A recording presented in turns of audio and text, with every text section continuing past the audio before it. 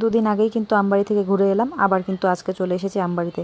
আসলে বোন তো আমার সাথে গেছিলো আমাদের বাড়িতে, তবে যখন বোন চলে আসে তখন কিন্তু বোনের সাথে আমার ছেলেও চলে এসেছিলো আমবাড়িতে। তাই ওকে তো নিয়ে যেতে হবে, কারণ ওর পড়াশোনা আছে। তাই কিন্তু ওকে নিতেই আবার চলে এসেছি আমবাড়িতে।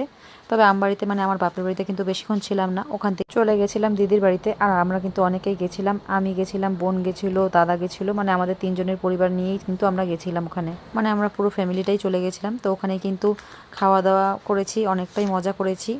তো এইদিকে দেখো দিদির কিন্তু রান্নাবান্নাও হয়ে গেছে। আর বোনের যেহেতু এখন 7 মাস চলছে, তাই কিন্তু ওকে একটু রান্না করেও খাওয়ালো। তো অনেক কিছুই রান্না করেছিল। আর এটা কিন্তু আমার ভাগ্নি, ও কিন্তু ওর মায়ের সাথে হেল্প করে দিচ্ছে। আর একা একা তো রান্নাবান্না করাটা অনেকটাই অসুবিধা, সেটা তো সবাই জানে, তাই না? এইদিকে আমি একটু ভিডিও করে নিচ্ছিলাম, কারণ আমার তো তোমাদের সাথে ভিডিও শেয়ার না করলে হবে না, তাই না?